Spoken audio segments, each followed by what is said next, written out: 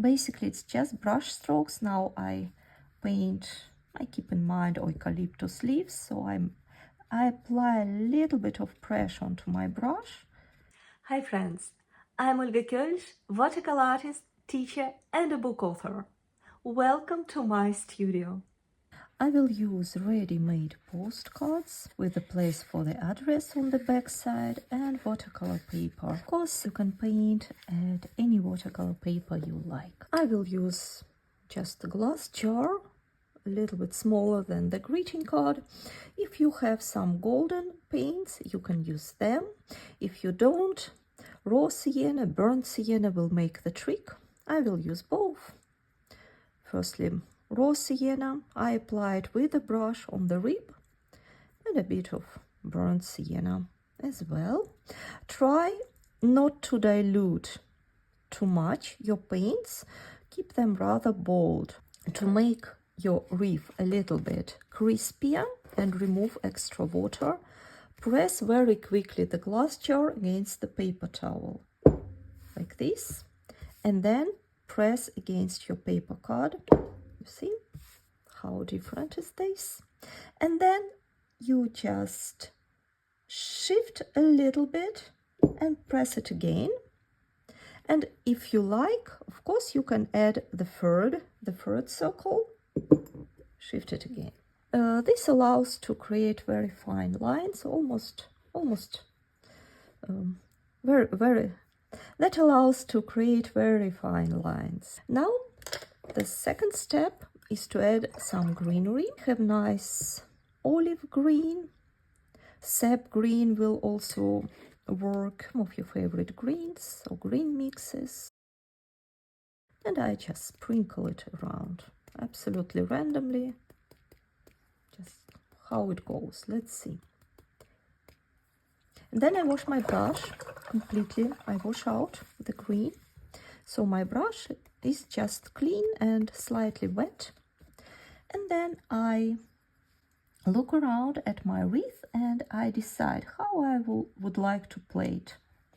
With the tip of the brush, I go around those sprinkles, and with the tip of the brush, I create this fine greenery, just dragging out the colors from the sprinkles.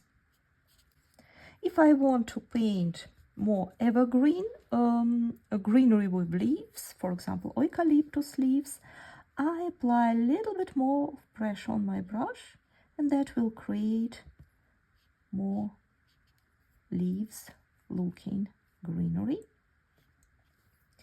I like to combine both. And a piece of advice, if you move your brush quick without overthinking, that will make it much easier to create nice pine branches. With the wreath, it's very typical for the wreath that all the branches, they're organized in one direction, clockwise or counterclockwise. So try to keep this in mind and try to arrange your brush strokes in that way. Sometimes it's helpful if you just turn the paper. Sometimes I would like to apply a little bit pressure on my brush to create more thickness, volume, different types of greenery. Sometimes I go back just to the tip of my brush. I hold my brush very close to the bristle. That gives me a lot of control over what I'm doing, over the brush strokes. And then something inside the wreath, around this golden part. So basically I used what I had from the sprinkles. It can be very different in your situation, because that's the beauty of the technique. It's always different. You can always add something else or take different type of greenery, different sort of greenery, add it on top. I wash my brush and I can work a little bit on the greenery here.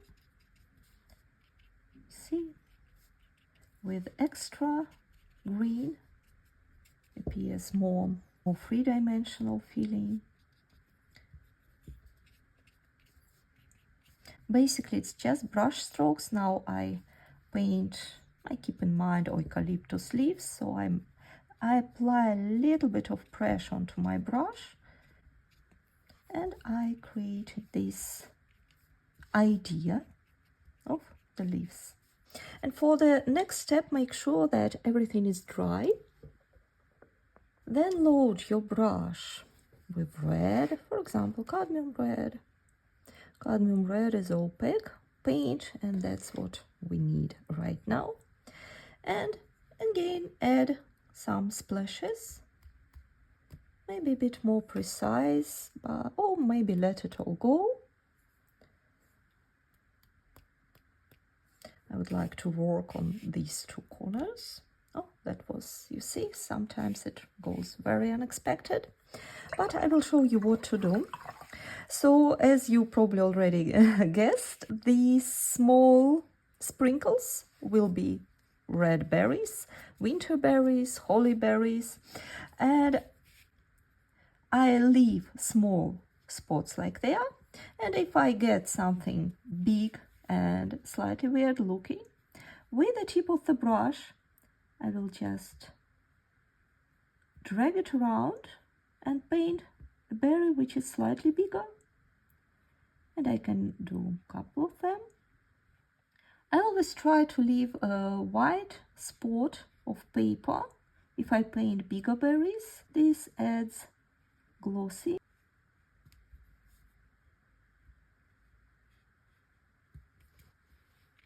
Maybe a couple of bigger berries on the top.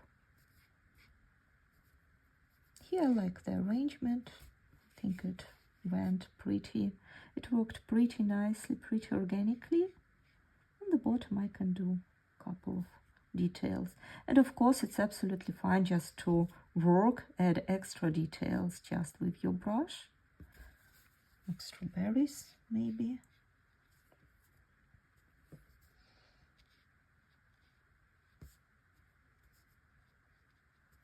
Like this.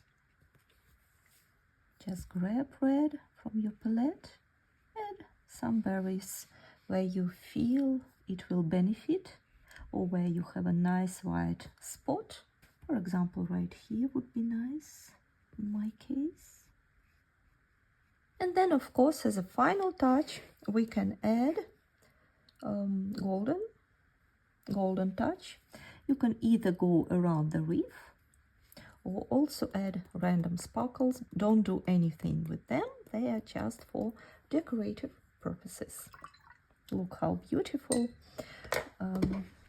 Probably difficult to see how beautiful golden works on the red berry. So this was very fun, easy way to paint Christmas wreaths, and I hope you enjoyed it.